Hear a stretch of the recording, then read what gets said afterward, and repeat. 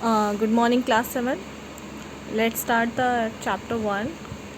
Let's continue this chapter, nutrition in plants. हमने last time पढ़ा था न्यूट्रिएंट्स के बारे में, न्यूट्रिएंट्स हमें कैसे मिलता है। फिर उसके बाद हमने उनके न्यूट्रिशन के तरीके देखे थे कि प्लांट्स में किस किस तरीके से प्लांट्स में न्यूट्रिशन मिलते हैं। उसके बाद हमने ऑटोट्रॉफ्स के बारे में पढ़ा था एंड हेटरोट्रॉफ्स के बारे में। ऑटोट्रॉफ्स जो अपने लिए खाना खुद बना सकते हैं, लेकिन हेटरोट्रॉफ्स अपने लिए खाना नहीं बना सकते हैं, वो किसी और प्लांट्स या ऑर्गेनिज्म पे डिपेंडेंट होते हैं।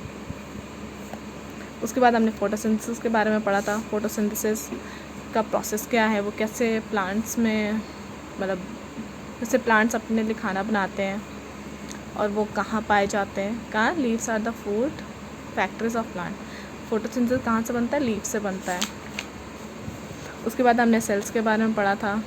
ये छोटे छोटे सेल्स के द्वारा ही सारे काम होते हैं, किधर से उनको न्यूट्रिएंट्स मिलते हैं, किधर से उनको जाना होता है। उसके बाद हमने ये फोटोसिंथेसिस का, ये देखिए यहाँ पे डायग्राम है, हमने ये डायग्राम बताया था, उसका ये फॉर्मूला है और इसको भी हमने बनाने के लिए बोला था। फिर एक्टिविटी 1 के बारे में हमने पढ़ा था कि 2 पॉटेड प्लांट्स सेम काइंड के लेने हैं, एक को डार्क में रखना है, एक को लाइट में रखना है, और क्या ऑब्जर्व करते हैं हम 2-3 दिन बाद, उसको हमें नोटबुक में लिखना है। उसके बाद हम पढ़ते हैं एल्गी के बारे में। एल्गी हमें कहाँ मिलता है?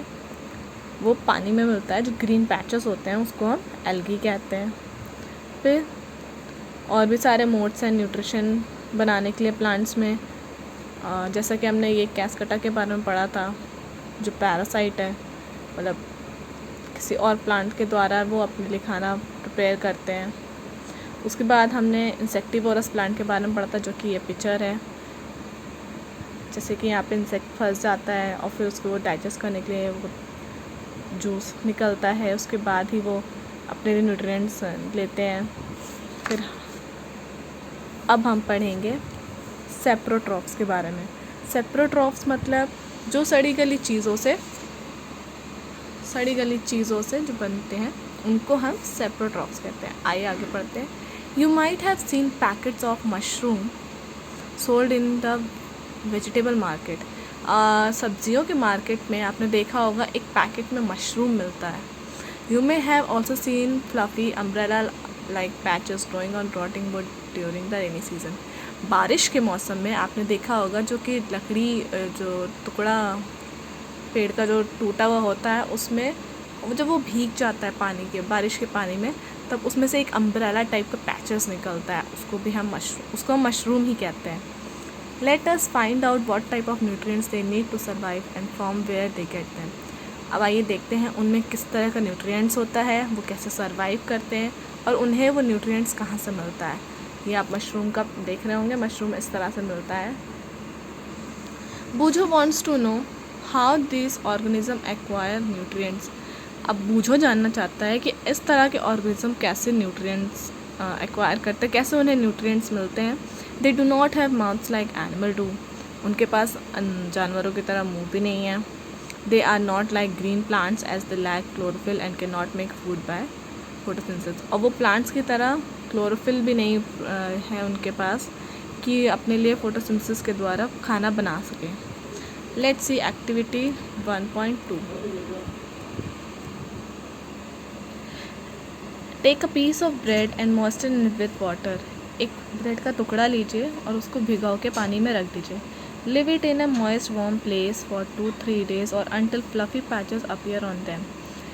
जब आप उन्हें पानी में छोड़ देंगे और जब वो गर्म जगह पे उसको 2-3 दिन के लिए रख देंगे, तो उसमें से एक फ्लफ़ी पैचेस रुई की तरह उसमें से पैचेस निकलने लगेंगे, रुई की धागे की तरह। Figure 1.8 like this. ये देखिए ब्रेड का टुकड़ा है और इसमें से देखिए रुई की जैसा कैसे कैसे निकल रहा है। दीज पैचेस में बी वाइट, ग्रीन, ब्राउन और ऑफ एनी अदर कलर। और ये जो पैचेस होते हैं या तो वाइट, ग्रीन या ब्राउन या किसी भी कलर में होते हैं। Observe the patches under a microscopic और अ मैग्नीफाइंग ग्लास। और इन पैचेस को हम बिना माइक्रोस्कोप और मैग्नीफाइंग ग्लास के ऑब्जर्व नहीं कर सकते। माइक्रोस्कोप तो नहीं मिल सकता, लेकिन मैग्नीफाइंग सबको मिल सकता है, तो उससे हम ये पैचेस ऑब्जर्व कर सकते हैं। Write down your observation in your notebook, और इस ऑब्जर्वेशन को आप नोटबुक में नोट करेंगे. Most probably you will see cotton like thread spread on the piece of thread. जैसा कि मैंने बताया यहाँ पे कॉटन लाइक थ्रेड, यहाँ पे जो पैचेस हैं पीस निकल रहा है. These organism are called fungi, और इस ऑर्गेनिज्म को हम फंगाई कहते हैं. They have a different mode of nutrition. इनके भी न्यूट्रिशन के अलग अलग तरीके हैं कि वो किस तरह से न्यूट्रिशन बनाते हैं. They secrete digestive juices on the dead and decaying matter and convert it into the solution. ये सड़ी गली चीज़ों में डाइजेस्टिव जूस को निकालते हैं, उसके बाद उसको कन्वर्ट करते हैं सॉल्यूशन में. Then they observe the nutrients from it, फिर वो उस न्यूट्रिएंट्स को एब्जॉर्ब करते हैं. This mode of nutrition in which organism take in nutrients in solution from dead and decaying matter is called saprotrophic nutrition. ऐसे nutrition जो सड़ी गली चीज़ों में से सॉल्यूशन निकालते हैं, न्यूट्रिएंट्स निकालते हैं, उनको हम सेप्रोट्रॉफिक न्यूट्रिशन कहते हैं. Plants which use saprotrophic mode of nutrition are called saprotrophs. ऐसे प्लांट जो सेप्रोट्रॉफिक न्यूट्रिशन मोड को यूज़ करते हैं उनको हम सेप्रोट्रॉफ्स कहते हैं. Fungi also grow on pickles, leather, clothes and other articles that are left in hot and humid weather for a long time. Fungi किस में ग्रो करते हैं? अचार में, लेदर में, चमड़े में, क्लोथ्स में और अदर ऐसे चीज़ें हैं जो गर्म में और बारिश वाले मौसम में काफ़ी दिन तक रखे जाते हैं, उनमें से फंगाई ग्रो होते हैं. Paheli is keen to know whether her beautiful shoes which she wore on special occasion were spoiled by fungi during the rainy season. अब पहेली की दिमाग में ये आया कि उसका जो ब्यूटीफुल शूज़ है जो लेदर से बना है वो स्पेशल ओकेजन में पहनती है, जैसे किसी शादी वगैरह में, वो फंगाई से स्पॉइल्ड हो जाएगा, ख़राब हो जाएगा. रेनी सीज़न में, बारिश के मौसम में उसका वो शूज़ ख़राब हो जाएगा. She wants to know how fungi appear suddenly during the rainy season. वो जानना चाहती है कि बारिश के मौसम में फंगाई कैसे अपीयर हो जाता है, तुरंत से आ जाता है. Let's see. Boojho says once his grandfather told him that his wheat field were spoiled by a fungus. He wants to know if fungi cause disease also. Boojho ने सुना था कि उसके ग्रैंडफादर ने बताया था कि जो गेहूं के जो फील्ड है वो भी स्पॉइल्ड हो जाते हैं फंगस के द्वारा. क्या फंगस भी किसी डिसीज़ का कारण होता है? क्या वो किसी डिसीज़ को लेके आता है? Paheli told him that many fungi like yeast and mushroom are useful but some fungi cause disease in plant.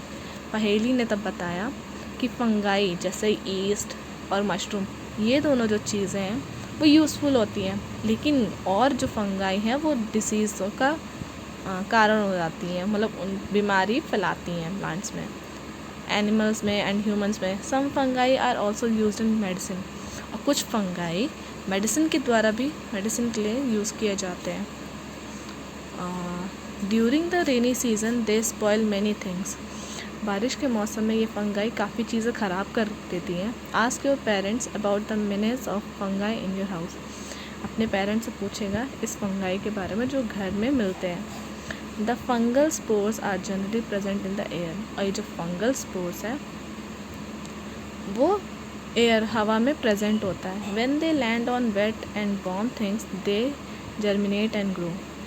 जहाँ उनको ज़मीन गर्म और भीगी हुई मिलती है वो वहाँ पे जनरेट हो जाते हैं और ग्रो हो जाते हैं.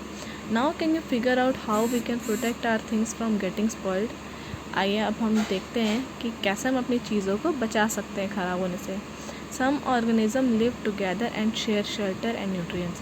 कुछ ऑर्गेनिज्म साथ में रहते हैं, वो अपना शेल्टर शेयर करते हैं जहाँ रहते हैं, और न्यूट्रिएंट्स भी. This is called symbiotic relation. जो ऑर्गेनिज्म एक साथ रहते हैं, अपना शेल्टर यूज़ करते हैं और न्यूट्रिएंट्स को भी शेयर करते हैं, उनको हम सिम्बायोटिक रिलेशनशिप कहते हैं. For example certain fungi live in the roots of tree. एक फंगाई जो ट्रीज़ के रूट पे रहता है. The tree provide nutrients to the fungus and in return receives help from it to take up water and nutrients from the soil. Fungus जो कि पेड़ पे रहता है, उससे वो न्यूट्रिएंट्स लेता है और उनको रिटर्न में पानी के फॉर्म में और न्यूट्रिएंट्स के फॉर्म में जो सॉइल में मिलता है उनको वो उनसे वो ले लेता है। इस तरह के रिलेशनशिप को हम सिम्बायोटिक रिलेशनशिप कहते हैं। This association is very important for the tree. और ये जो दिस रिलेशन है, ये एसोसिएशन बहुत ज़रूरी होता है ट्री के लिए। जैसे कि हम इसमें देखते हैं कि जो ट्री है वो फंगस को न्यूट्रिएंट प्रोवाइड करता है और उसको रिटर्न में पानी और न्यूट्रिएंट्स सॉइल के द्वारा देता है fungus. In organism called lichens, chlorophyll containing partner which is an alga and fungus live together। उस ऑर्गेनिज्म को हम लिचन कहते हैं जो क्लोरोफिल को पार्टनर कंटेन करता है, उसको हम एल्गा कहते हैं। एल्गा हमारा सिंगुलर फॉर्म है और एल्गा ही हमारा प्लूरल फॉर्म है। बहुत सारे एल्गा से हम वो एल्गाई बनता है और बहुत सारे फंगस से वो फंगाई बन जाता है। तो एल्गा और फंगस ये सिंगुलर फॉर्म है हमारा, तो आप लोग कंफ्यूज मत होइएगा। जब ये दोनों साथ में रहते हैं तो उनको उस ऑर्गेनिज्म को लिचन कहते हैं। और ये इस ऑर्गेनिज्म जो एक साथ शेयर करते हैं शेल्टर और न्यूट्रिएंट्स, उनका हम सिम्बायोटिक रिलेशनशिप कहते हैं। The fungus provides shelter, water and minerals to the alga, and in return the alga provides food which it prepares by the photosynthesis। और जो फंगस है वो शेल्टर प्रोवाइड करता है, पानी और मिनरल्स प्रोवाइड करता है किसको, एल्गा को, और एल्गा रिटर्न में उनको फूड प्रोवाइड करता है जो कि फोटोसिंथेसिस के द्वारा प्रिपेयर किया जाता है। 1.5 how nutrients are replenished in the soil. अब ये देखना है कि सॉइल में न्यूट्रिएंट्स वापस कैसे आता है। Have you seen farmers spreading manure और फर्टिलाइज़र इन द फील्ड। आपने देखा होगा कि फार्मर्स जो हैं वो फर्टिलाइज़र और मैन्योर्स फील्ड में डालते हैं, और gardener using them in lawns और इन पॉट्स। और गार्डनर जो होते हैं वो अपने लॉन में या पॉट्स में यूज़ करते हैं। Do you know why they are added to the soil. आपको पता है कि ये फर्टिलाइज़र और मैन्योर क्यों यूज़ करते हैं। You learn that plants absorb minerals, nutrients from the soil, so there the amounts in the soil keep on declining। जब न्यूट्रिएंट्स सॉइल से मिलने लगता है तो सॉइल का जो न्यूट्रिएंट्स होता है वो कम होने लगता है, वो डिक्लाइनिंग होने लगता है। Fertiliser and manures contain plant nutrients such as nitrogen, potassium और फॉस्फोरस एक्सेट्रा। और जो फर्टिलाइज़र और मैन्योर्स है वो प्लांट में न्यूट्रिएंट कंटेन कराते हैं, ऑब्टेन कराते हैं, जैसे कि उसमें उस न्यूट्रिएंट में नाइट्रोजन और पोटेशियम और फॉस्फोरस पाए जाते हैं, जिनसे these nutrients need to be added from the time to enrich the soil. Soil में न्यूट्रिएंट्स बढ़ाने के लिए इनको टाइम टू टाइम उनमें डालना होता है। जैसे कि आपने देखा होगा कि फार्मर्स फर्टिलाइज़र्स वगैरह डालते रहते हैं ताकि we can grow plants and keep them healthy if we can fulfil the nutrient requirement of the plant. Plants को ग्रो कराने के लिए और उनको हेल्दी रखने के लिए, उनकी रिक्वायरमेंट को पूरी करने के लिए, ताकि उनको न्यूट्रिएंट्स टाइम टू टाइम मिलता रहे, इसलिए हम ये फर्टिलाइज़र्स यूज़ करते हैं। Usually crops require a lot of nitrogen to make proteins. और यूजुअली जो क्रॉप्स होते हैं, जो धान वगैरह होते हैं, उनमें नाइट्रोजन बहुत ज़्यादा चाहिए होता है, उनको प्रोटीन बहुत ज़्यादा चाहिए होता है। After the harvest the soil become deficient in nitrogen. जब हम उसकी कटाई कर देते हैं तो उनमें जो नाइट्रोजन होता है सॉइल में वो कम हो जाता है। यू लर्न दैट दो nitrogen gas is available in plenty in the air. आपने ये पढ़ा होगा कि नाइट्रोजन गैस तो हवा में बहुत सारी होती हैं। Plants can not use it in the manner they can use carbon dioxide. उस प्लांट को वो किसी भी मैनर में नहीं यूज़ कर सकते जैसे कि कार्बन डाइऑक्साइड को यूज़ कर पाते हैं, नाइट्रोजन को वो इस तरह नहीं यूज़ कर सकते।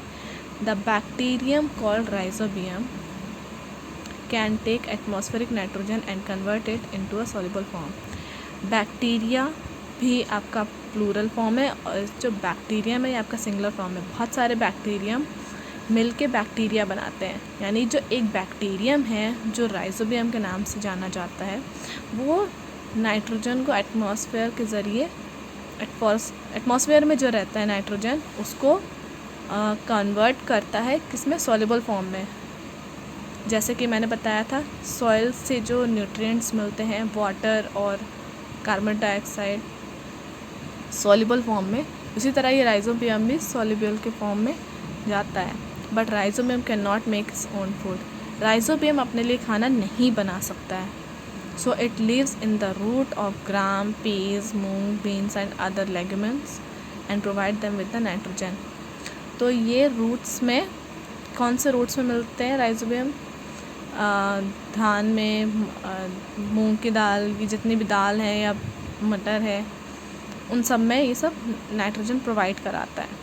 मोस्ट ऑफ द पल्सेस यानी जो दाल हैं are obtain from leguminous plants. यही जितनी सारी दाल हैं वो इन्हीं प्लांट्स में ऑब्टेन कराता है राइजोबियम. जो बैक्टीरियम है वो इन लेग्यूमिनस प्लांट्स में न्यूट्रिएंट्स प्रोवाइड कराता है. In return the plants provide food and shelter to the bacteria. और ये जो इन रिटर्न में जो प्लांट्स है वो फूड प्रोवाइड करता है और बैक्टीरिया को शेल्टर प्रोवाइड करता है. दे दस हैव अ सिम्बायोटिक रिलेशनशिप. जैसा कि आपने देखा कि दो ऑर्गेनिज्म मिलके एक रिलेशनशिप बनाते हैं, एक न्यूट्रिएंट्स प्रोवाइड करता है और एक फूड प्रोवाइड करता है. तो उस रिलेशनशिप को हम सिम्बायोटिक रिलेशनशिप कहते हैं. This association is of great significance for the farmers. और इस एसोसिएशन का भारी असर फार्मर के लिए होता है कि उनको ज़्यादा प्रॉफिट होता है कि जिस तरह से वो खाना प्रिपेयर कराते हैं इस तरीके से फार्मर के लिए ज़्यादा इजी हो जाता है. They do not need to add nitrogen fertiliser to the soil in which leguminous plants are grown. और जो दाल में के लिए जो खेती होती है वहाँ पे उनको नाइट्रोजन वाले फर्टिलाइज़र को सॉइल में डालने की कोई ज़रूरत नहीं होती है, क्योंकि वो इस राइजोबियम बैक्टीरियम के ज़रिए ही ग्रो कर जाते हैं. In this chapter you learned that most of the plants are autotrophs. इस चैप्टर में आपने पढ़ा कि मोस्ट ऑफ द प्लांट्स जो है वो ऑटोट्रॉफ्स होते हैं, जो कि अपने लिए खाना खुद बना सकते हैं. Only a few plants adopt other modes of nutrition like parasitic and saprotrophy. Only कुछ ही प्लांट ऐसे हैं जो अदर मोड्स को अडॉप्ट करते हैं, जैसे कि पैरासिटिक मैंने बताया था, और सेप्रोट्रॉफिक. पैरासिटिक वो जो जैसे कि इंसेक्टिवोरस प्लांट्स जो होते हैं वो पैरासिटिक होते हैं, और सेप्रोट्रॉफिक वो जो सड़े गले चीज़ों से जो न्यूट्रिएंट्स प्रोवाइड कराते हैं. They derive nutrition from other organism. All animals are categorized as heterotrophs since they depend on the plants and other animals for food. जैसा कि आपने देखा जो एनिमल्स होते हैं वो कैटेगराइज्ड है, वो भी हेटेरोट्रॉफ्स की तरह और वो भी डिपेंड होते हैं प्लांट्स और अदर एनिमल्स जो फूड को प्रिपेयर कराते हैं. Can we say that the insectivorous plants are partial heterotrophs. क्या हम ये कह सकते हैं इंसेक्टिवोरस भी आधा हेटेरोट्रॉफ्स है? यस, हेटेरोट्रॉफ वो भी इंसेक्टिवोरस प्लांट भी हेटेरोट्रॉफ्स है आधा, इसलिए कि इंसेक्टिवोरस भी खुद से खाना नहीं बना सकते हैं.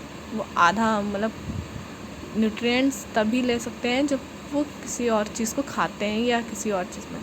तो इसके बारे में हम आगे पढ़ेंगे. So thank you class. अगर अभी भी कुछ नहीं समझ में आता है so message me. Okay, thank you.